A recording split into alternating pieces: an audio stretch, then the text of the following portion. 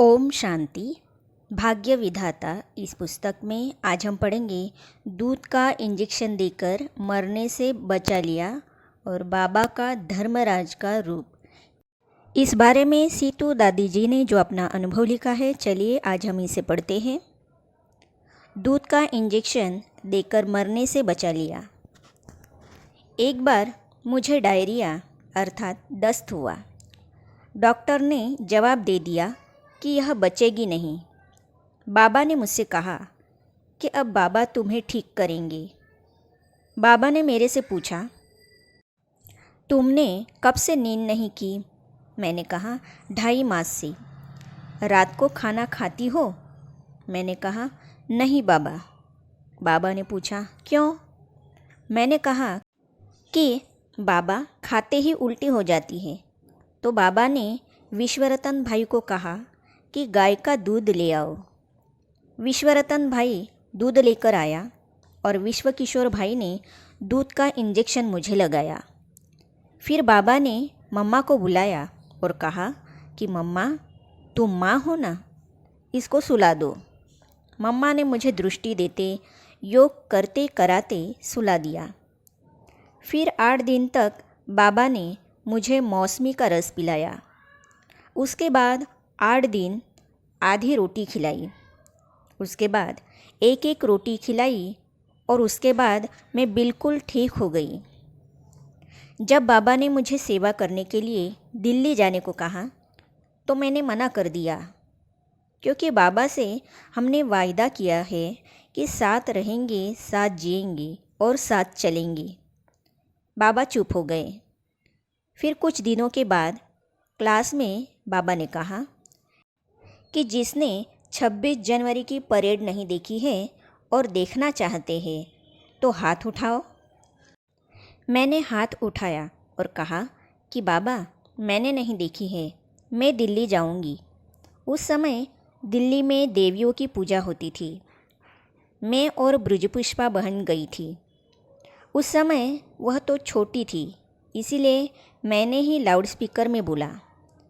कमला नगर में उस समय नंदराम नामक एक भाई था जो सेवा केंद्र को खोलने के निमित्त बना था। उसको मेरा बोलना बहुत अच्छा लगा। फिर उसने बाबा को पत्र लिखा कि बाबा, सीतू बहन ने बहुत अच्छा भाषण किया, इसको दिल्ली में ही रहने दीजिए। बाबा ने फिर मुझे कमला नगर में रखा। कुछ समय के बाद अमृतसर में झगड़ा हुआ तो बाबा ने मुझे अमृतसर भेजा। वहाँ कुछ दिन रही। उसके बाद दिल्ली कृष्णा नगर में झगड़ा हुआ। फिर बाबा ने मुझे कृष्णा नगर भेजा। जब विरोधी झगड़ा, पिकेटिंग आदि करते थे तो बाकी बहनें डर जाती थी। मैं नहीं डरती थी, इसलिए बाबा मुझे हंगामे वाले स्थान पर भेजता था। जब हापुड़ का हंगामा हुआ तो उस समय भी बाबा ने चंद्रमणि बहन को और मुझे भेजा। बाबा का धर्मराज का रूप। मैं मधुबन में स्टोर संभालती थी। एक बार मधुबन में पार्टी आई थी, उसके लिए हलवा बनाना था, लेकिन मेरे से स्टोर की चाबी गुम हो गई, इसीलिए हलवा नहीं बना सकी। बाबा ने कहा कि तुम आज क्लास में नहीं बैठो, क्लास नहीं करना है तो उस दिन का खाना भी बंद। बाद में चाबी बाबा को मिल गई। बाबा ने चाबी मम्मा के हाथ में दे दी। अगले दिन बाबा ने मेरे से कहा, बच्ची, तुमने कितनी बड़ी भूल की है। कितने बच्चों को बाबा की टोली से वंचित रहना पड़ा।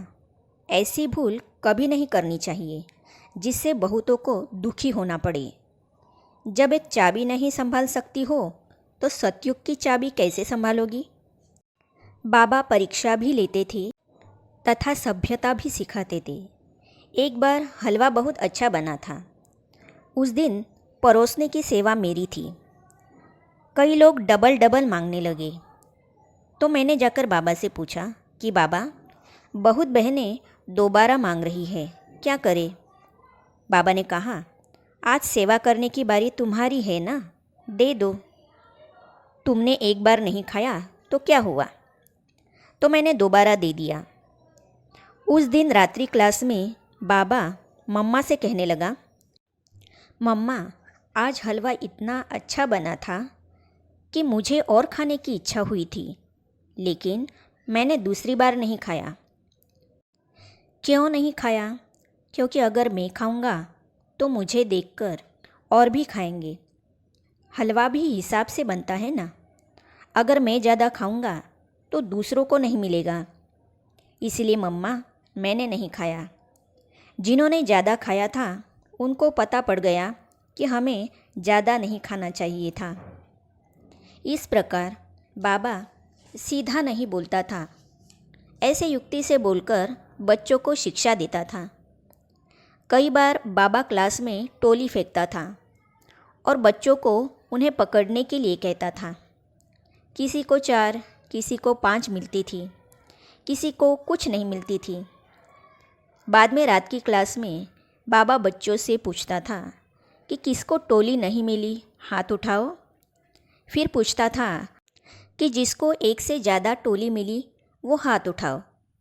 फिर बाबा पूछता था कि इतनी सारी टोली का क्या किया? कुछ कहते थे मैंने सारी अकेली ही खा ली। कुछ कहते थे हमने आपस में बांट कर खाई। कुछ चुप रह जाते थे।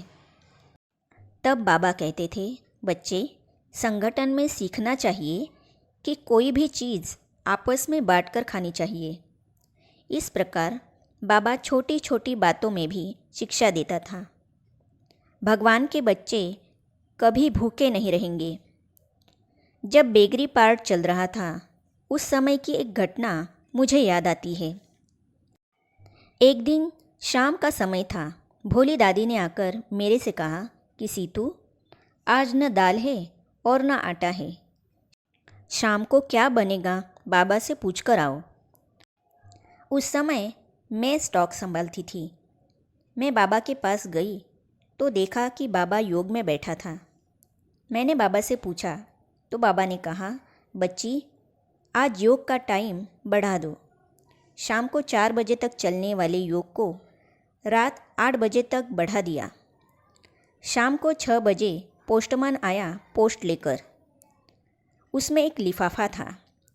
पोस्टमैन के जाने के बाद लिफाफा खोलकर देखा तो उसमें 200 रुपये थे। उस लिफाफे को मैंने ही खोला क्योंकि उस पर नाम मेरा ही था।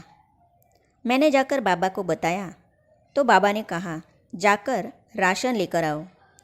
फिर बाजार से अनाज ले आए और रात का भोजन बनाया गया। इस प्रकार बेगरी पार्ट में जब भी स्टॉक खत्म हो जाता था तब पोस्ट द्वारा कहीं न कहीं से पैसा आ जाता था। ब्रह्मा बाबा में जब शिव बाबा आते थे तब ब्रह्मा बाबा का चेहरा ही बदल जाता था। उनका चेहरा तेजोमय हो जाता था। नयन बहुत मीठे होते थे।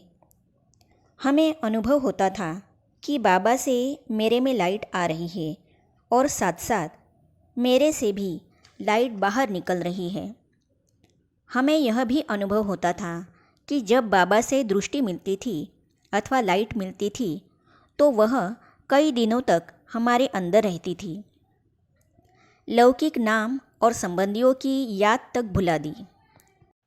बाबा संबंधों में जितने प्यारे थे उतने ही न्यारे भी रहते थे।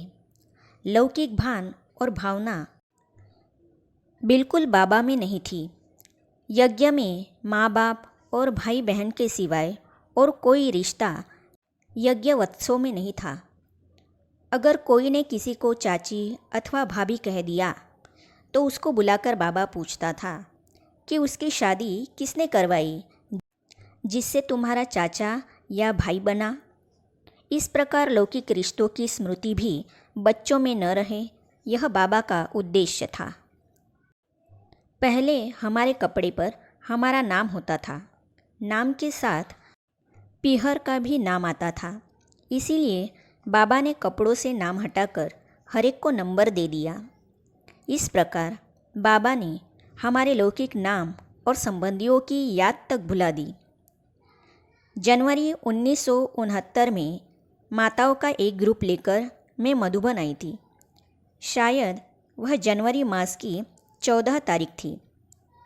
उस दिन बाबा ने मुझे कहा, बच्ची आज अपने ग्रुप को बाबा के पास लेकर आना। मैं बाबा के पास सब माताओं को लेकर गई। बाबा ने पहले लच्छू बहन को कह रखा था कि माताओं को गिट्टी खिलानी है। सबसे पहले मुझे गरम गरम रोटी और मक्खन खिलाया। उसके बाद नंबरवार सब माताओं को। फिर लास्ट में बाबा ने मुझे बुलाकर दोबारा गिट्टी खिलाई। यह देखकर एक माता ने बाबा से पूछ ही लिया कि बाबा इसको क्यों 2 बार खिलाई। तब बाबा ने कहा कि क्या पता यह दोबारा खा पाएगी या नहीं। उस समय बाबा में बहुत लाइट थी, वह बहुत प्यारी थी। बाबा ने मुझे 10 मिनट तक दृष्टि दी। हम अगले दिन अपने सेंटर पर चले गए। फिर 3 दिन के बाद समाचार मिला कि बाबा ने शरीर छोड़ दिया। उस समय मुझे यह नहीं पता था कि बाबा ने भविष्य को जानकर मुझे ऐसा बोला और शक्ति भी दी। बाबा महान गीतकार भी थे और संवादकार भी। वडाला मुंबई की ब्रह्मा कुमारी रुक्मिणी दादी जी साकार बाबा के संग के अनुभव ऐसे सुनाती है। इसे हम पढ़ेंगे अगली कड़ी में। तो इसे जानने और पढ़ने के लिए इस चैनल को सब्सक्राइब करने के साथ ही साइड में जो बेल आइकॉन है उसे भी क्लिक कीजिए ताकि आने वाली सभी वीडियो और अब तक की सारी वीडियो आप तक पहुंचती रहेगी। ओम शांति।